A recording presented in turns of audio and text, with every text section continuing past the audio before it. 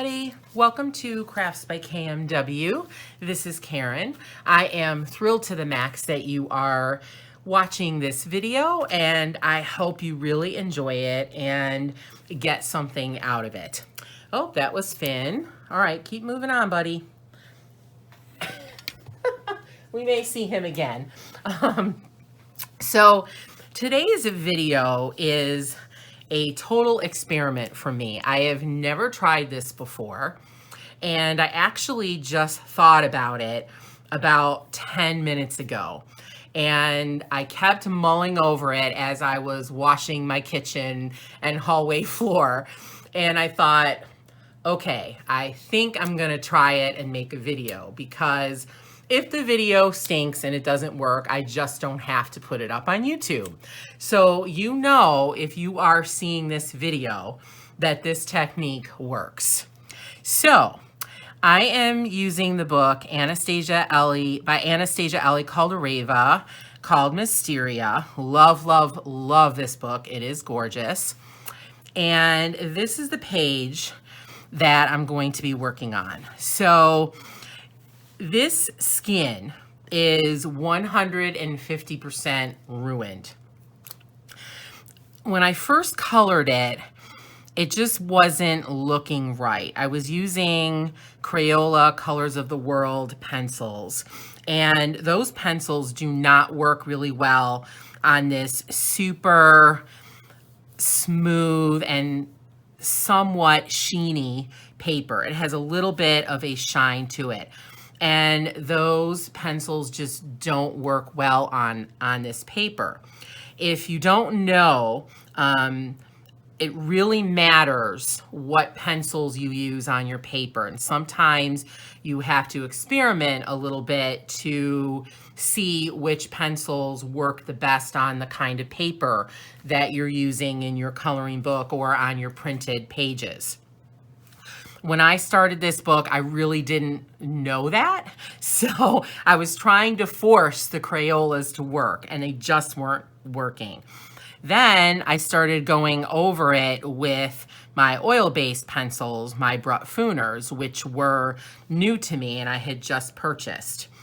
And those reacted with the Crayolas, and I got all of these like spotty areas. It ate through the paper in places. It just made it worse. So then I erased everything. And of course, you know that when you erase, you don't erase all the pigment. You erase mostly the wax.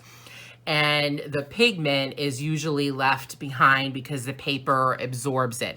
As soon as you put color on your paper, it starts to absorb the pigment of whatever you're using.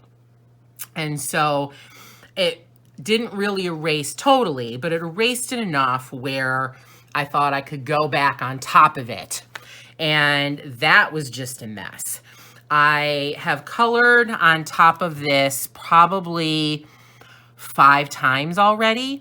I've been trying to use Gamsol to melt the wax of the Crayolas and blend the pencils better, but it just hasn't worked. And I'm really disappointed because I love this book. I paid a lot for it. It's from Russia. And I want to color every page in it. And I want every page to look at least decent, where I can look at it and say, not my favorite, but I sort of like it. And right now, there's no way I could say that, even if I finish the flowers. Now, one thing I did do to repair it, other than color over it, erase, use Gamsol, and use different kinds of pencils, is I actually created my own flowers, cut them out, and glued them on top. So these areas here underneath where these flowers are were areas that were even more messed up than everything else that you see. The paper was torn through in several spots. Like under here, the paper is just ripped through the whole thing. So I had no other choice but to cover it. And actually, I'm really happy with that. And once I color these, I think they will look really good. So now I want to see if I can do anything with the skin. So my idea is to use clear gesso. I have talked about gesso a lot in my videos. If you've watched some of my other videos, I love this stuff. To me, it's like the best invention since sliced bread. It works really, really well to make sure you don't have bleed through on your pages when you're using alcohol markers or wet media. And I'm wondering if it will allow me to color over this horrible, horrible skin that I've just made a complete mess of. So I'm gonna try it. So all I have here is my gesso. And again, this is clear gesso. It is an 8.5 fluid ounce jar. I got it from Amazon. I believe I paid $10 for it, which is kind of expensive. There are cheaper brands and there are containers that have much more for about the same price.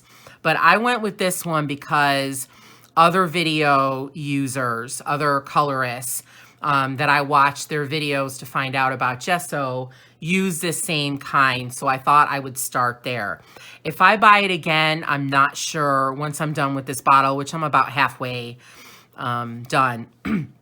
I may or may not buy the same brand. I really like it, but I think I would like to get a larger bottle or container for the same or less money. And then I have a couple of paint brushes. So I have a bigger paintbrush and I have a smaller paintbrush. These are just run-of-the-mill paintbrushes. I don't paint all that often, so I don't have great, artistic quality or artist quality paintbrushes. I just use whatever I have. Sometimes I even buy them at the dollar store. So there's nothing fancy. As long as they work, I'm happy. So I'm going to start on this area here. And then if it works, I will do the rest of it. So I'm going to start with my small brush and get in the nitty-gritty areas, and then I'll use the larger brush possibly and fill it in, or I may just finish with the smaller brush. So I am just painting on this gesso. Now, one thing I know from using gesso is that you have to be very careful to only get it on the spots that you want it on. If you put it other places, it will change the color and you'll be able to notice it. So for example, if I get a little bit on any of these leaves, the color that I use will look different over the gessoed area than it will on the other areas. So you just want to be careful of that. So that's why I chose this small brush, and I'm going very gently around those areas. So now that I'm in this open area, I can go a little bit more liberally. So I'm going up on the chin past the lips, or just up to the lips. Yeah, I'm just going to use this brush. This brush is perfect for the area that I'm painting.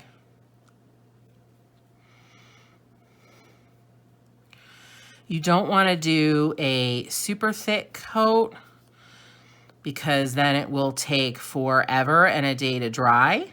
You just want it to be like a medium coat.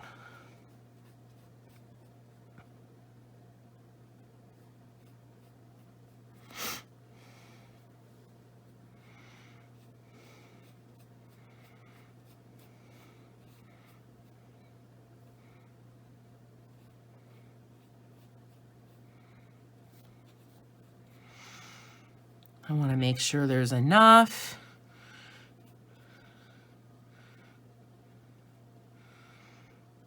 But not too much. Now, if you've never used gesso, another thing that you should be aware of is that it is going to change the texture of your paper. Now in this instance, I don't really care because the texture of this paper is ruined already. The tooth is pretty flattened, what little tooth there was on this paper. And so I don't have to worry about that. It's not a concern. But if you were doing this on a page to prevent bleed through, get off of there. If you were doing this on a page to prevent bleed through, you just want to be aware that it will change the texture. Now this paper is pretty thick, so I didn't put anything behind it, but if you have thinner paper, you would want to put something behind your page to prevent the wet from leaking through to the next page. So now that I have my coat on, I'm going to wait about 15 to 25 minutes. I might go closer to 25 to make sure it is really dry. You want to make sure that whenever you use gesso, it is super, super dry. So I'm going to wait about 25 minutes. I put a decently thin coat on in a small area, so it should dry pretty well within that time. And then I will come back and keep going. So I'll see you in a bit. Okay, I am back. I have let this dry for about an hour. Wound up getting involved with a phone call. So it is quite dry, except for one little place here. I had some paper rippage here, and so there's a little bit of a rise right here, and it's a little bit shallower or lower on this area on the other side of it. So I just added a little bit more gesso to build that part up. But I don't know if you can see that the parts with the gesso are very flat. So you can actually tell where the gesso is versus where it's not. So I have picked out some Prismacolors, and I wanted to use pencils that are soft and that I know go on well, work well on top of gesso, and will be very blendable. So I've just chosen a couple different colors. I don't know what I'm going to use, but I have them available. So I've chosen Sepia. This is 943. I've chosen Light Umber, 941. Beige Sienna, 1080.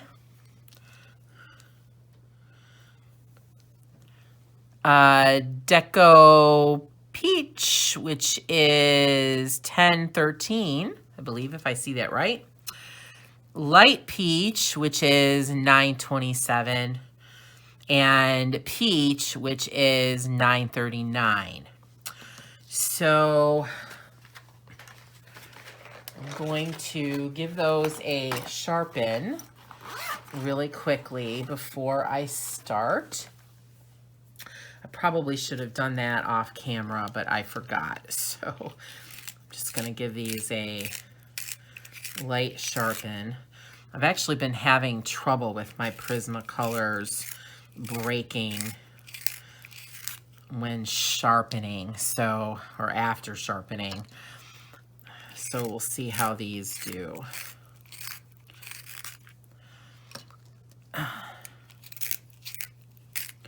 I know there's ways that you can put them in the oven and bake them, but I've been a little hesitant to try that. Knowing me, I would like cause a fire and explode my oven, so I'm not sure I'm ready to try that. Okay, so I am going to start with the sepia, And I gessoed just this area right here. So I just wanted to test it. So let's see what happens.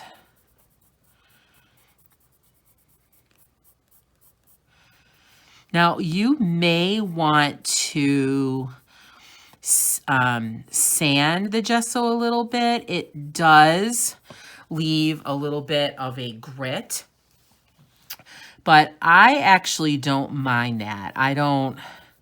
It doesn't bother me. So I just leave it. But I do know that some people that use gesso will sand it first.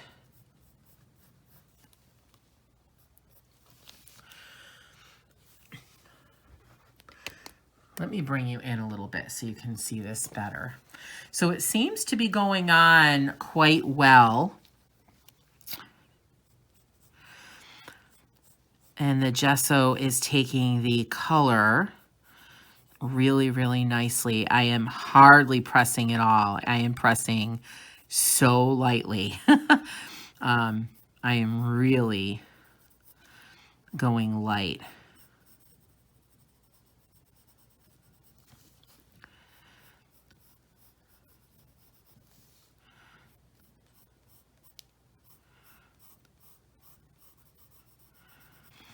But so far, so good.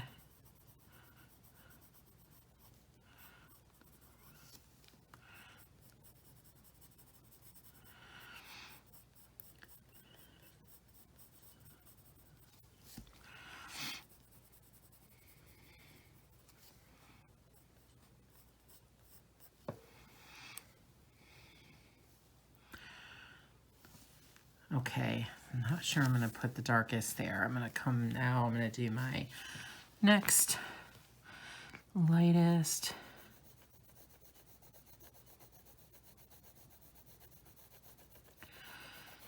Now it'll be interesting to see what happens if I blend. I'm not totally sure I'm going to do that yet. I don't know, will it remove some of the gesso? I'm not really sure what's going to happen with that. And I'm not sure I want to take a chance. Although if I ruin it, it's okay, because this would be sort of a tester to see if this works. And like I said, so far it is working really nicely. It is allowing me to apply the color really nicely. It's going on really well.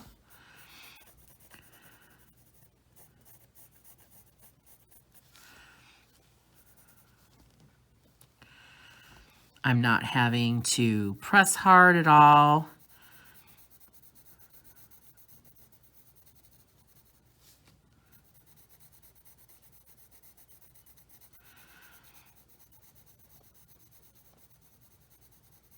The gesso seems to be a great surface for the Prismacolor. I would assume it would be the same with other pencils that are similar to Prismacolor. I think if this works and I really like it, I might try it again, because unfortunately I have a few other pages that I'm not totally happy with, where I've colored the skin and it kind of got ruined. So I wonder if it would work with oil base. So I might try my Brutfuner pencils on another one to see if those work as well. The Brutfuners are oil based, they're harder, they don't blend as easily, so I'm not sure how that's going to work. So now I'm going to use the beige sienna to kind of blend in all the rest of the areas that I haven't colored in these dark sections of her neck and throat and under her chin.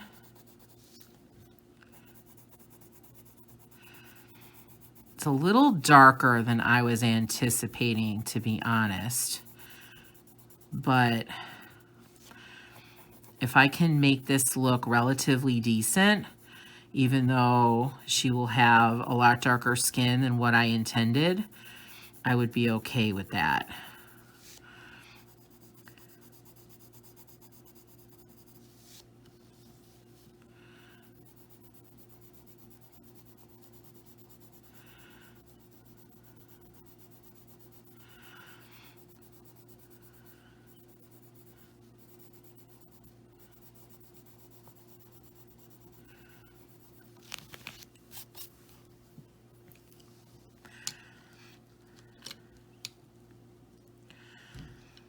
Now I'm going to use the Deco Peach.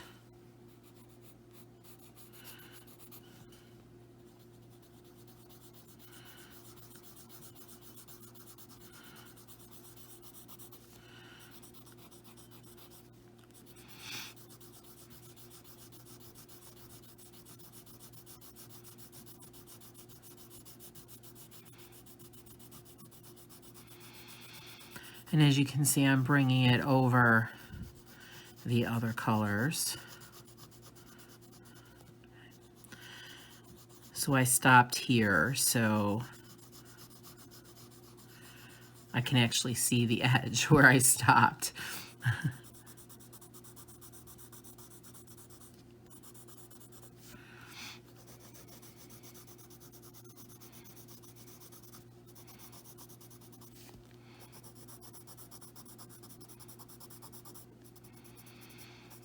I'm just trying to lighten some of these really super dark areas.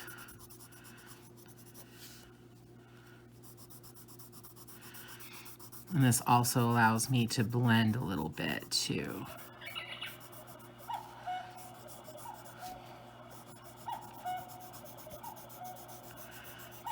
Now I did gesso up here on the chin, but I'm not going to do that because this part is still drying, and I think I'm going to continue to build that up.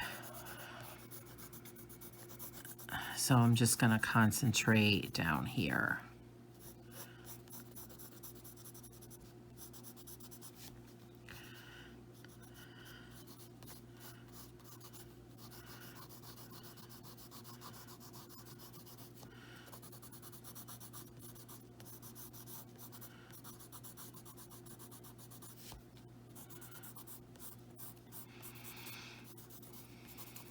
So as you can see, I've covered everything with the Deco Peach, everything that I already colored with the darker colors. Now I'm going to use the lightest color I pulled, which is the light peach.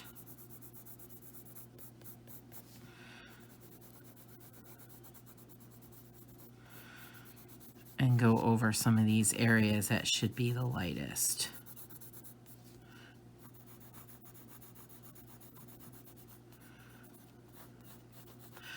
Now, I know this isn't going to be perfect. I know the skin on her isn't going to be exactly what I would love it to be. But I think if I can get it to a point where I'm sort of happy with it, that's a good point. And if I can save the page, then I will be really, really happy with that. So now I am going to use my blender and blend. I'm just sharpening it. And of course it broke, so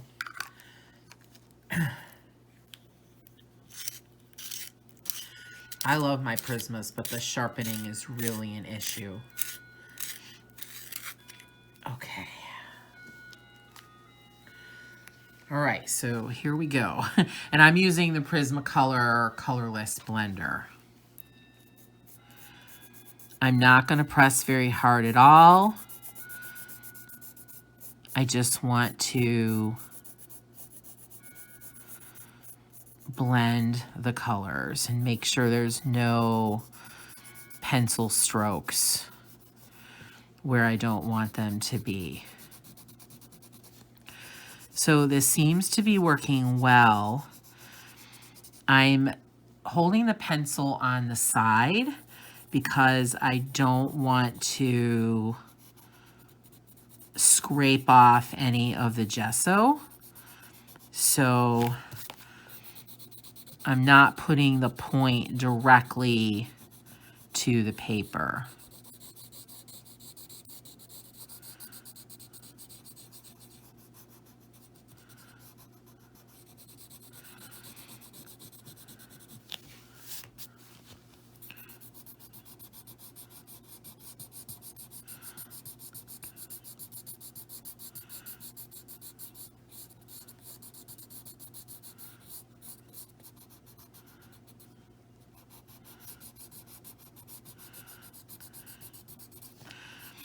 This is definitely blending.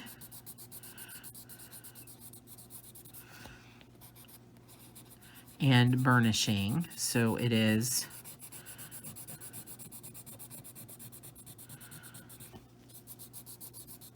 allowing me to make sure there's no white of the paper showing through, no pencil strokes.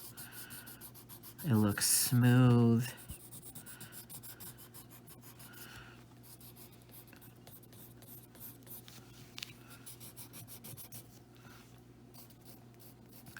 Oh, a little bit of gesso removal there.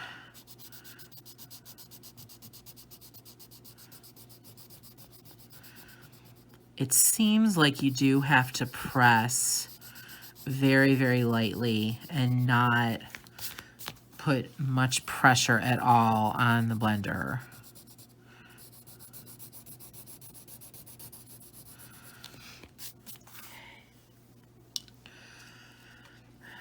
I'm just going to touch up those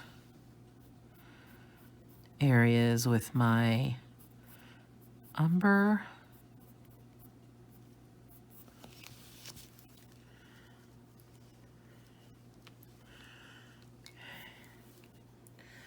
And now I'm going to add just a little more light peach.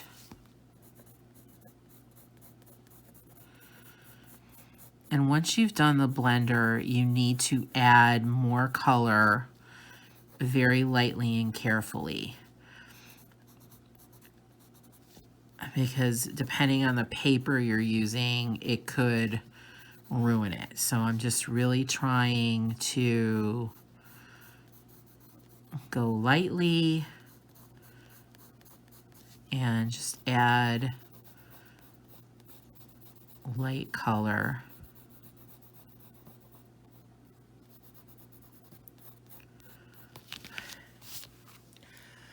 Okay, so, and I will say it looks a lot darker on camera than it actually is.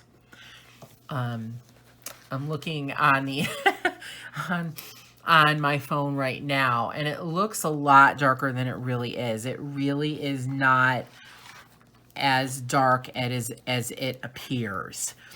And I'm wondering if I can add some white to it to lighten things up even more. So I'm just adding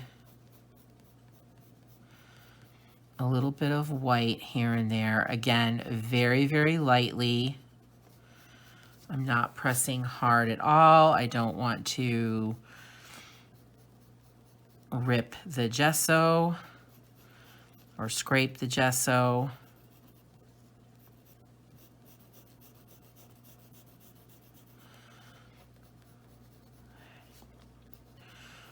And I'm sure I will play with this more and more, especially when I get to the face. But I definitely feel like this is a viable fix for when you ruin part of a page. I did 2 coats of gesso. I did not sand it. I let it dry about an hour. It dried about 20 minutes between each coat. If you were going to coat a larger area, like after I finish with this video, I will probably go ahead and gesso the rest of her face and chest and shoulder. And I will probably let that dry a few hours in between each coat. And I may put 3 coats up here because, as you can probably see, it is very, very damaged here around the eyes. I may even add another coat here, which I didn't yet. I just put a little bit here, but I might add some more there. So I may do 3 coats before I start using colored pencil over it.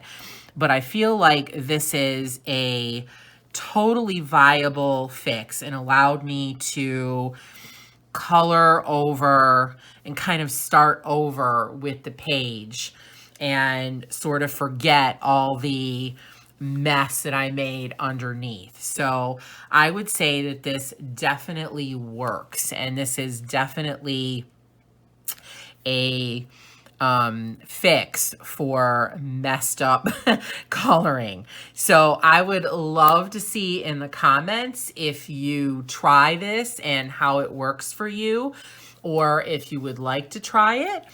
I do not know if different pencil brands, like oil-based or even lower priced brands like the Arctics or Crayola versus like the Caran d'Ache wood, or the or like the Holbeins or Brutfuners.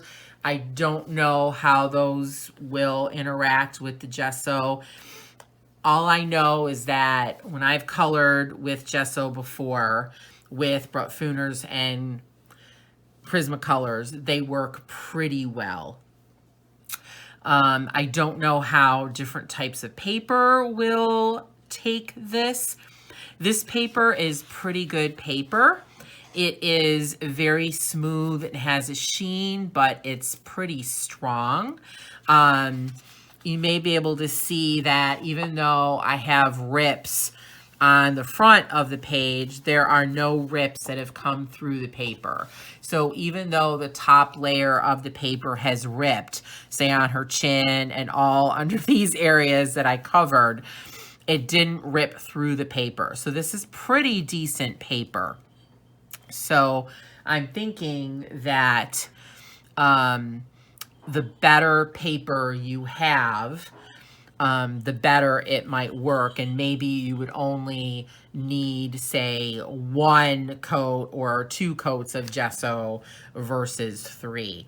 I really think it depends on how damaged the original paper is and how much you did to it originally to try to fix it. I did a lot. I really damaged this paper. So I think that 3 coats up here will be necessary. So please let me know in the comments what you think of this. Give this video a thumbs up if you like it. And if you're not subscribed, please consider subscribing to get more videos like this, such as color alongs, supply hauls, and book flip throughs. I'm going to be purchasing a few books within the next month or so, so I will be doing some more flip throughs, and I do have some color alongs planned over the next few weeks. One is definitely in Hannah Carlson. Another one, I think I might do a Kirby Roseanne's. So you will get notifications of those and be able to check those out when they appear if you subscribe, and I would really, really appreciate it as I try to grow my channel. I love making these videos, and I really hope that they are helpful and meaningful for you. So thanks again for watching, and have a very, very crafty day.